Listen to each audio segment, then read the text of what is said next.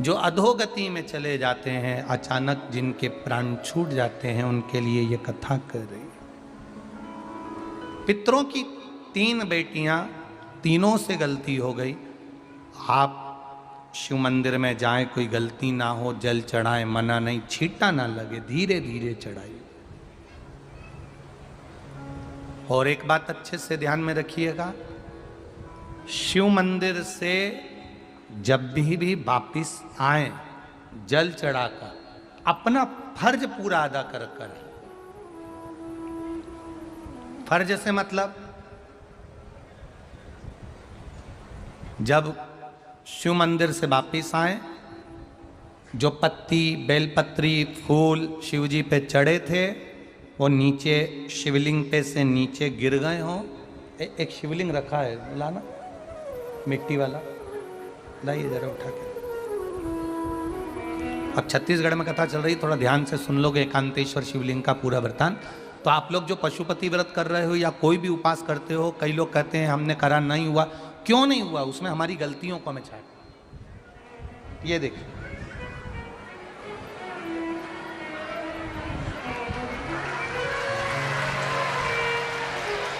अब जैसे ये शिवलिंग रखा है, आपने जल चढ़ाया, अब जल आप यहां से चढ़ा रहे हो तो धीरे धीरे धीरे धीरे चढ़ाएं, जिससे छींटे बाहर ना, यहां तक छींटे रहे ना, जलाधारी तक चलेगा, बाहर ना गिरे।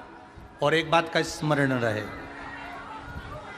यदि बेलपत्री, फूल, पत्ती जल चढ़ाने के बाद ये सब अगर नीचे गिर जाए, जलाधारी पर गिर गया या नीचे उतर गया, तुम्हारा पूरा जल चढ़ जाए, तुम्हारे पास में चंदन नहीं है, अबीर नहीं है, गुलाल नहीं है, कुछ भी नहीं हो, तो भी अपने हाथ की 3 उंगलियों से रेखा 3 खींचकर और फिर जो माला आदिकादिक भगवान की रखी थी, उसी से भगवान का वापिस पूरा श्रृंगार कर कर फिर वापिस आइए, भगवान को पूर्ण श्रृंगार।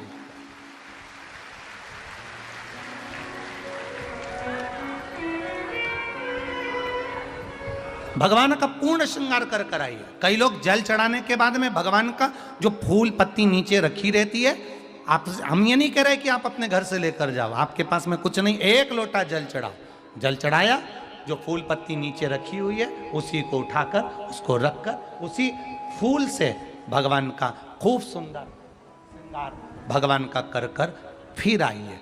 क्यों? शिव का जब हम श्रृंगार कर कर आते हैं, माता पार्वती जी ने देव अधिदेव महादेव का श्रृंगार किया है, आप लोगों के स्मरण में होगा।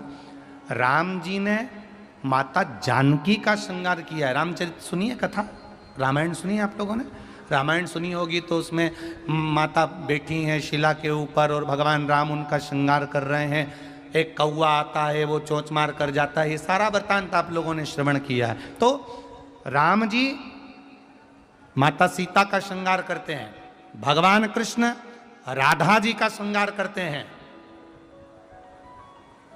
केवल एक देव अधिदेव महादेव की कथा ऐसी है जिसमें पार्वती जी शिव जी का श्रृंगार करती हैं। शिव का श्रृंगार किस लिए? क्यों? कहा जल चढ़ाने के बाद वहीं पर पड़ी हुई पत्ती से, फूल से, जो चढ़े हुए फूल हैं, चढ़ी हुई पत्ती है, चढ़ा हुआ निर्माल्य है, जो भी शिव जी का है, उसी को धोकर वापिस भगवान का श्रृंगार कर कर आना चाहिए। किस लिए? कि हे भोलेनाथ, जब मैं इस संसार सागर से जाऊं, अखंड सुहाग लेकर पूरी श्रृंगार कर कर इस धाम से जाऊं, ऐसी कृपा बना। जो पढ़ाओ, जो पढ़ाओ, चंदन नहीं है, हाथ से चंदन का स्मरण होना चाहिए। नहीं है हमारे पास लगाने को रोली, मौली, चंदन, जो भी आपके पास में, अबीर, गुलाल नहीं, अपने मन का गुलाल लगाइए, अपने मन का हृदय से दिल से रिझाने का प्रयास। ले जा बाबू, ले जा, दिल से चढ़ाइए। और जब भाव से दिल से आप आनंद के साथ देवाधिदेव महादेव का आप पूजन करो, उसमें गलती ना हो, गलती ना। देखिए, पितरों की 3 बेटियों को श्राप लग गया। श्राप क्या लगा? तुम्हें पृथ्वी पर जाना पड़ेगा, मृत्यु लोक में जाना पड़ेगा, और तुम्हें मृत्यु लोक में जन्म लेना पड़ेगा। मृत्यु लोक में जाना पड़ेगा और तुम्हें जन्म लेना पड़ेगा। अब दुख आ गया। पितरों की बेटियां, इन्होंने पूछा हमारा भी कल्याण हो और पितृलोक में जितने पितर आए उनका भी कल्याण हो। जो अधोगति में, जैसे हमारी गति बिगड़ी है, हम अभी युवान अवस्था में हैं, आपको चोट लगी, आपने हमको श्राप दिया, मान लो कोई अधोगति में प्राण छोड़कर चला जाता है, उसका उद्धार कैसे हो?